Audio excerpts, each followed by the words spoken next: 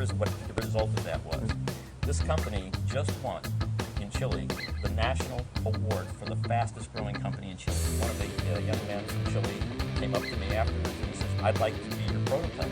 None of these three companies had ever grown by more than 10 or 15% a year. Their first year, they grew 268% between the three of them. Now, the 5 companies that were part of the original group and then the second group that were added, collectively, they grew 1,218%. In 1 year. In the third year, we literally collapsed the competition. They had to literally stop marketing. 3 years ago, this guy had a lot less than 1% of this business-to-business promotional advertising market in South America. By the end of their third year, which they just completed, they have over a 20% market share in South America. They do business in 40 countries, whereas when they started this, they only did business in 1. We are the ones entrepreneurs come to when their business acquisition gurus fail them. We are National Diversified Funding Corporation. Welcome back to our interview series here today in the jungles of Belize with Gordon Bazar. Nice to have you back. We did Brazil last time. We did. Now we're in Belize. Anyway, Chris, it's so great to be here. Yeah. It's always working with you is such a pleasure. And I love working with you as well, and I know that you've... one of the things that I always tell people is that nobody will expand their mind as fast as Gordon Bazar. Oh, you are so kind. It's true. It's true. So you have a unique approach to business, and at least for most people, like they've never been exposed to the type of thinking that you have, and it expands people's minds very, very quickly in terms of bringing companies together. Of course, your specialty is aggregation, and why don't you tell everybody just a little bit about that so that we understand? Oh, well, great. Thanks for the opportunity to do that. Yeah. Aggregation is not magic. It's basically based on a simple premise that taking companies that serve a common marketing theme, bringing them together, and since they serve the same client base, cross-marketing their existing databases so that with each cross-marketing, we build up the client base of each of those companies. Right. And because they're part of a common marketing effort and common client base, common theme, we can now resource share between them. So things that they were paying 100% of and only using 10 or 15% of the time, but they had to have them. Now those resources get shared. It brings down their cost of doing business. So the simple matter is you're radically increasing their sales, dramatically decreasing their costs, building increased volume and bigger margins. Right. So you're making businesses phenomenally more profitable than they are right now. And then the coup de grace is you then take that extra profit that you're building in and you take this group that could not go public individually because they weren't big enough or dynamic enough. You now fold them in after a couple of years into a public company and give them an exit strategy at 15 to 20 to 25 times earnings instead of the 2 or 3 or 4 times earnings they could sell their independent company for. So a lot more earnings to sell at a much higher multiple. So it's leverage on leverage on leverage, creating wealth. Got it. Now, this, when you think about that, I think you've already answered the question, but I just want to gain more clarity. The difference between marketing between organizations, where you could just mail to each other's databases, right, and bringing them together, is really in the resource sharing and the... Well, what we do is there are a couple of features to, I tried to give you the benefits. Right. There are a couple of features to aggregation that make it work. One of the things that you have as a difficulty in making aggregation work is something called behavior modification. People don't want to change. If you're in business, you like doing the same thing tomorrow that you did yesterday because you're comfortable with it. And anytime you have to create a change in behavior, whether it's your employees or even in the owner, it's hard because people resist change.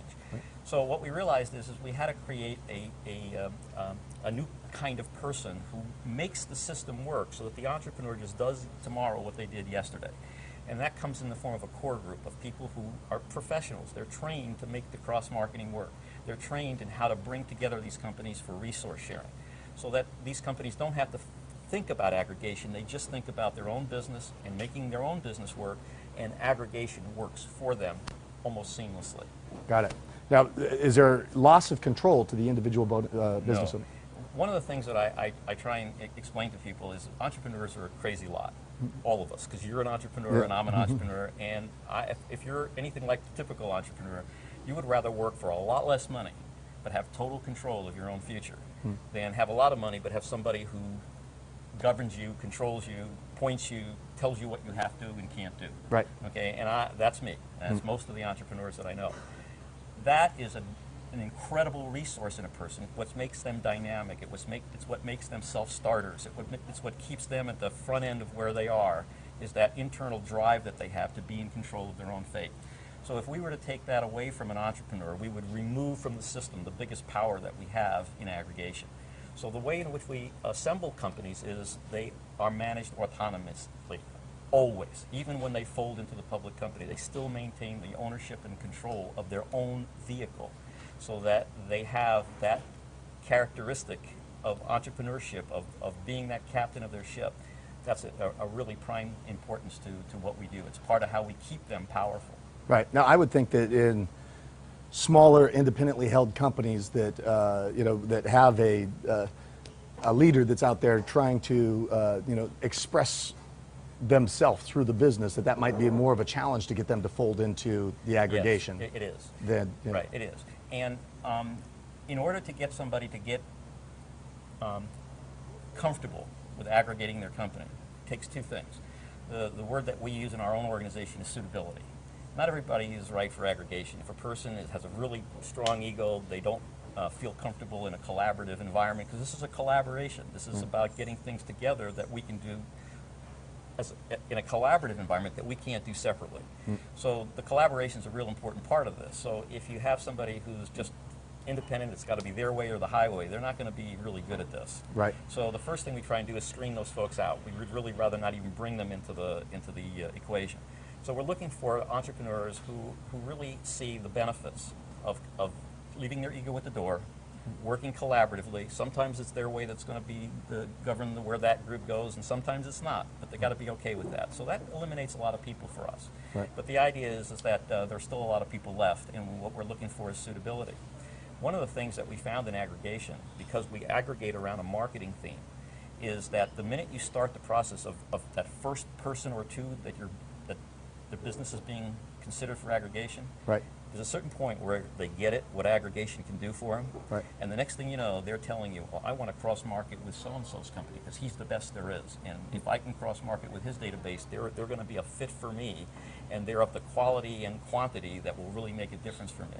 So the first few people into an aggregated environment know who the other professionals are in complementary or similar or like businesses, and they become the source of the group that comes together. So they're bringing together their peers, people that they already have respect for, and people who they already feel some degree of comfort working with, and they know that they're just bringing them into a better business model that's going to enable them to all make a lot more money and probably have a lot more fun doing it too. Okay. Now I know you've done this. Was it in Chile where you? Well, our prototype was in Chile. Okay. And we knew this would work, by the way, in the United States, so we had no question about that. Right. But the reason we chose to do it outside the United States for the first prototype was to frankly see if the same psychology would work in cultures that were different than what they are in the United States. In South America, the business climate there is supposedly more low-key, supposedly not as driven as it is in North America. So we felt, look, if it'll work there, then it'll probably work just about anywhere. And fortunately, at one of the events that I gave, one of the young men from Chile came up to me afterwards, and he says, this aggregation thing sounds really incredible. I'd like to be your prototype. And I said, well, where are you? He says, well, my company's in Chile. And so we decided to do it. Anyway, this young man had a business-to-business type company. It was a promotional advertising company, where you have a gift company. You have pens and with your company's like name engraving on. and stuff Yeah, like that. right, yeah. It's just things that you would give away as an entrepreneur to people you wanted to do business with you or remember you. So that was his business, and he had a couple of dozen products. He was fairly new. He had way less than 1% of the market share in South America. It was a relatively young company. And so he went back to Santiago, and he and I dialogued a lot by phone, and we finally came up with 2 or 3 of his, not competitors, but they were complementary product lines. They did what he did either with different products altogether, Right. or the other one was one where it was in a complementary market space. It was one that they weren't competitors, but they had things that they could cooperate on. Right. So those are the 3 companies that came together to form the base of the aggregation there. Their first year, none of these three companies had ever grown by more than 10 or 15% in a year. Right. Their first year, they grew 268% between the three of them in average growth for their business. Wow. And was that primarily through the cross-marketing of the databases? That was all it through cross-marketing. It was all through cross-marketing. In other words, 10 or 15% of their growth would have been their normal growth. Right. But the other, difference was done through the cross-marketing. Right. And common websites, doing things together. So already the resource sharing began to take effect at that point. Right. The resource sharing started, and that was helping them bring down their costs of doing business. But the dramatic growth in sales was due exclusively, virtually, to that. But then it went up again. Okay, yeah. And what happened is the next year they added 2 more companies to their group. And that year they grew 248% from their baseline at the beginning of that year. All 5 companies at that point grew a total of an aggregate of 248%. And the next year they added 2 more companies. Now they're up to 7. And this is the year they just completed. They grew an incredible, well, I have to back up. The last 2 companies that they added grew about 240%. Okay. From their base year. So 240 was about each. Right. Yeah, right. Yeah. So the 2 new companies grew at that rate. But now the 5 companies that were part of the original group and the second group that were added, collectively they grew 1,218%. In 1 year. In 1 year. And we couldn't understand it. It was totally unexpected. We had no idea that was going to happen. And so when you have that kind of an extraordinary result, the first thing you're going to look for is, well, how did that happen and why? Right. And, and so we wanted to get at that really fast. So we started looking into it, and what we found is that aggregation clearly has 2 stages to it. The first stage is this rapid growth because you're now bringing all these new customers through this cross-marketing. And remember, it's not like cross-marketing through just email or anything like that. You're cross-marketing where you're leveraging off the relationship that each company has with its customers. You're leveraging off the relationship to endorse it, to move it to that other company. It's way more powerful than just direct mail or just general type of marketing. Right. So the results are very, very high. So the question was, okay, well, we could explain 240% of the growth or 250% growth, but why this other 1,000% in there? It's 10 times. I mean, that's huge. So the question was, well, where did that come from? Well, here's what we found creates the second phase of aggregation. What happens is, most people think that the relationship between a business and the customers is owned by the business. I'm my brand, they have loyalty to my company. It's not where it is. The loyalty and the relationships are between the customer and the people at the company that service that relationship every day. Their contact point. Right, or the selling person. That contact point is where that relationship is really centered. Right. So here's what happens.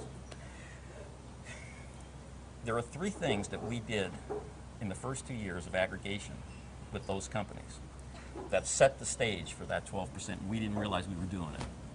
The first thing that happens is that if you've radically increased your sales and decreased your cost of doing business, and you now have these bigger margins, well, you want to take a little more market share now, don't you? Right. Okay. So what do? You reduce your cost.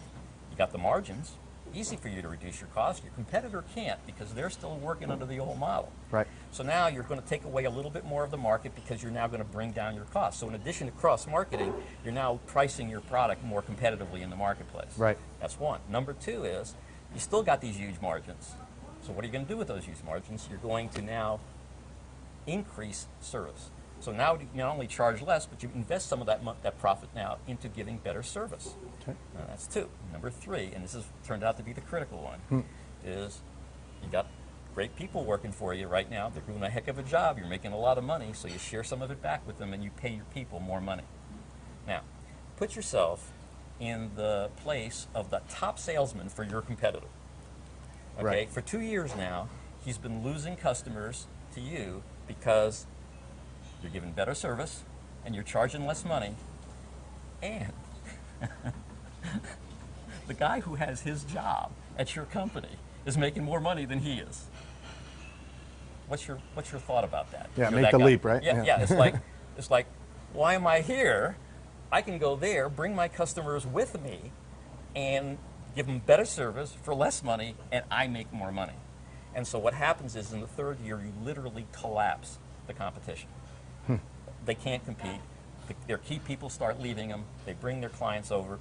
And what we had to do in the 3rd year is they actually, midway through the 3rd year, they actually could have had bigger growth, but they had to literally stop marketing. cut back on their marketing. And the reason is because they came into another problem, which was called infrastructure, right? capacity to deliver. Right. Okay, because if your sales are going up, even though your costs are down, you still need more inventory, you need more facilities, you need more trained staff. You can't snap your finger and have all that. Right. Okay, it takes time to build it, to get it, to make it work, to harmonize it. You can't just snap your fingers and have it. So they had to slow down. And that brought them to the next phase of how do they solve that problem, which all of my people that I work with in this project are all graduates of Bazaar Finance. Right. So the one thing they know and know really well is how do you buy other businesses and do it without cash, without capital? How do you leverage the purchase of other businesses? Right. So the thought occurred to some of our guys that the way to deal with this was if the competition is collapsing, then some of those businesses are going to come for sale at bargain prices and bargain terms. Right. And you buy them not just for their sales. You're going to get some sales, but you already got the cream of their customers already.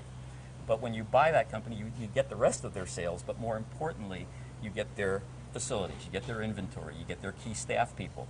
You don't keep them all because you don't need them all, but you cherry pick, you pull the best of it over, and now you use that to enhance your capacity to deliver. And so that put them back on track by the end of the third year, so they started buying up the competition. But here is what the result of that was. This company just won in Chile the national award for the fastest growing company in Chile. No kidding. Yeah. They went from 3 years ago, this guy had less than 1%, a lot less than 1% of this business-to-business promotional advertising market in South America, a lot less than 1%. By the end of their third year, which they just completed, they have over a 20% market share in South America. That's fantastic. They do business in 40 countries, whereas when they started this, they only did business in one, which was Chile. Right. No one has ever had this type of dynamic growth in that country before, or anywhere in South America. So their growth rate was truly unprecedented. And it was all ascribed to this philosophy and this business model of aggregation.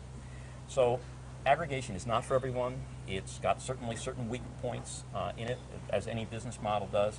But it is tailor-made for what's going on in the economic of the world today. Right. Which is, you've got companies that 3 years ago were profitable, making money. Everybody was making money. Great economy, world boom, right? Well, that's not the case today. Right. So that same person who was in business for themselves 3 years ago, who was making a nice profit, is today finding that they have to struggle to make their ends meet. Okay, and so what aggregation does is it turns that on a dime. And all of a sudden they can, through that cross-marketing, they move right back into profit again. Through resource sharing, they bring their margins right back in line again. So it's a very prolific model for today's economy.